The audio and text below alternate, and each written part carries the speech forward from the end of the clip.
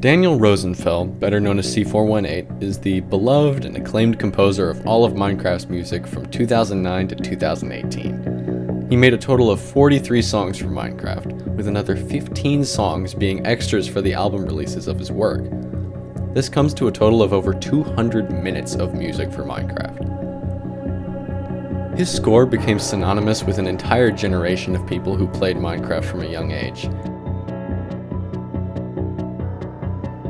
And it remains as an example of one of the most iconic soundtracks in gaming history.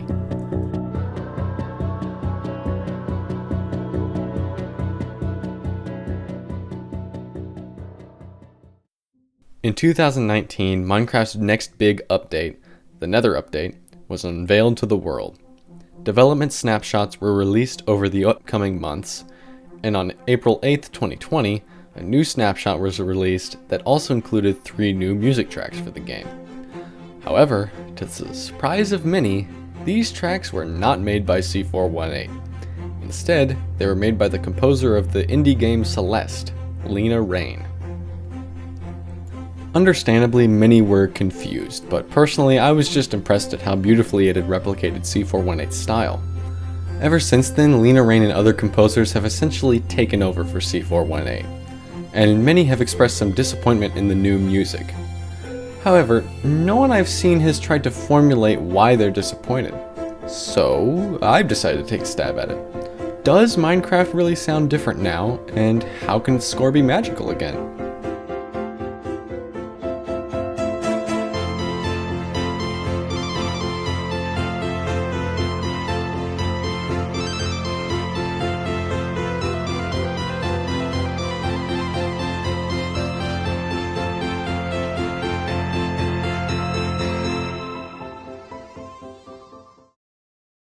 Part 1. Nostalgia.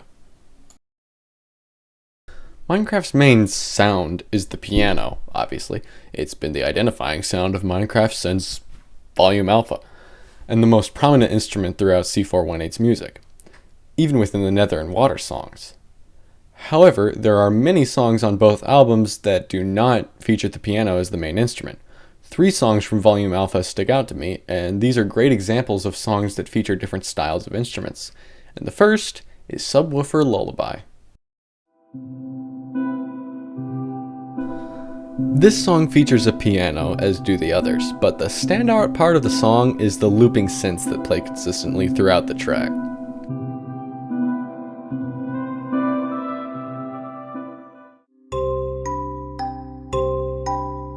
Next is a personal favorite of mine, Hagstrom. The main instrument here is a kalimba with a glockenspiel and piano in the mix as well.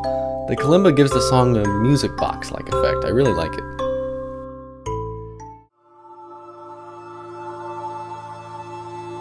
Finally, we have Oxygen.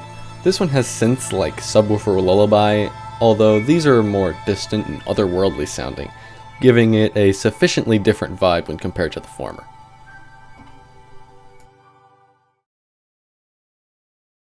The reason I'm telling you about these different instruments is so that I can compare Volume Alpha to other songs from the Caves and Cliffs album.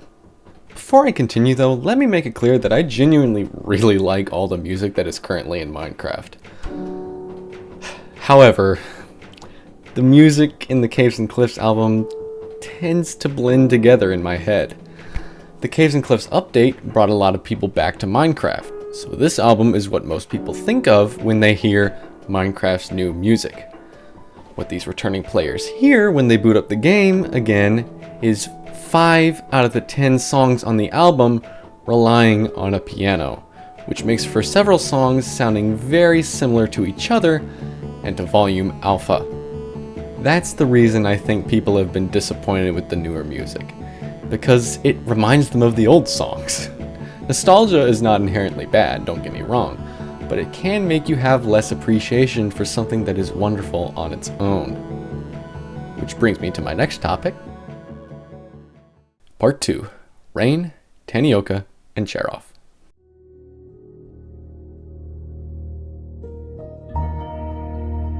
The music of the Nether update was one of the only post-C418 updates to have its score almost entirely praised by the game's audience, at least in terms of what I saw in reaction to it. The new music disc Pigstep was a particular fan favorite. My personal favorite on the album was So Below, which is playing now. But as I mentioned, people began to voice more negative opinions when the Caves and Cliffs update released with its soundtrack. However, I'd like to point out the other half of the album. There were 4 other songs that I was personally very impressed with.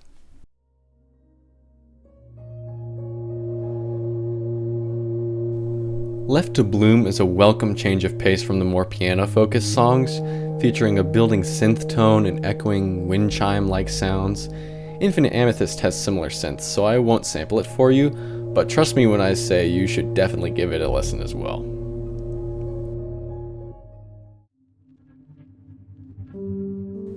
Ancestry is a perfectly eerie song, and I can't think of a better track for the deep dark than something with record scratches and sharp synths.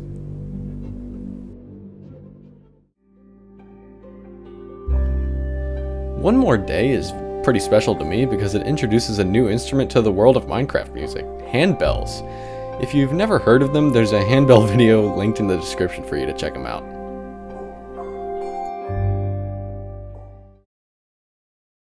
Anyways, those are the songs on the album that really make a name for themselves in my opinion. In fact, I'd like to argue that ever since then, new Minecraft music has been largely making their own marks on the game and not relying too much on C418-esque sounds. The 1.19 soundtrack, while small, has 2 tracks that are a couple of my new favorite songs.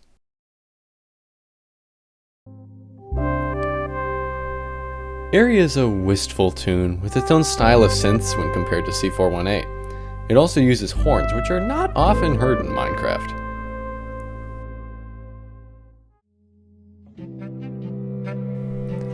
Labyrinthine is my favorite song on the album, with more horns coming in around the 2-minute mark. The track only escalates from there, adding in percussion that was rarely heard in overworld songs from C418. The amazing thing is that these sounds really do work for Minecraft. It still hints at an adventure unfolding, albeit in a much more epic way than previous songs. It is my favorite work by Lena Raine post 1.16. However, the latest album for the 1.20 update is something that is truly special. Many people, including myself, were assuming that 1.20 would get its own new batch of songs. In fact, I tweeted about it less than a week before it was revealed. However, in a surprising turn of events, the music was not done by Lena Raine or Kumi Tanioka. It was instead done by another newcomer to Minecraft, Aaron Cheroff. Luckily, he proved that he is just as capable as Raine and Tanioka by producing even more beautiful music for the game. This is starting to drag on a little long, so I'll only sample one song for you here.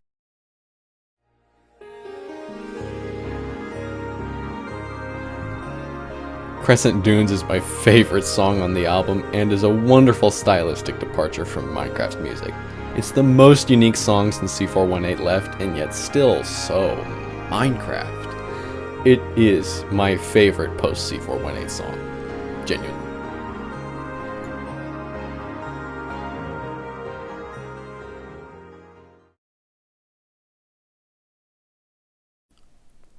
Part 3. Concluding and C418.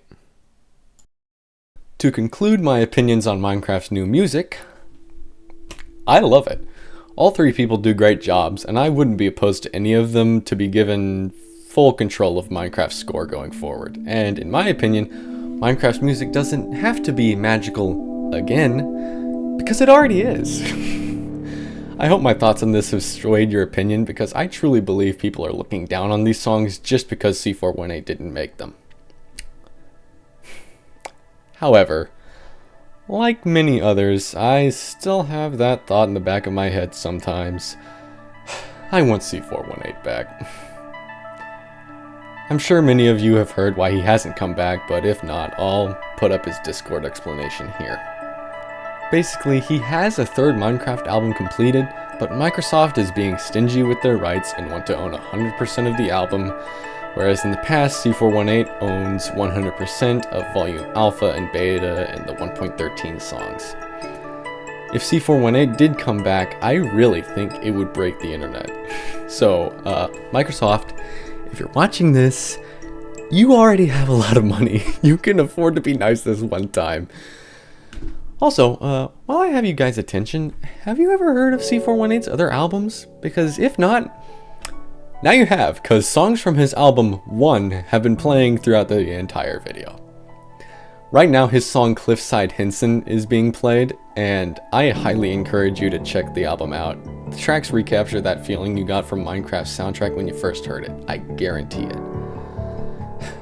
This is my second crack at doing a video essay, and while I kinda went on a tangent after I finished my original thought, I hope you still enjoyed it.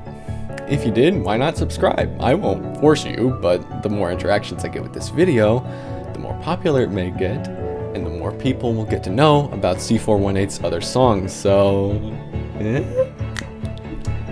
See you next time.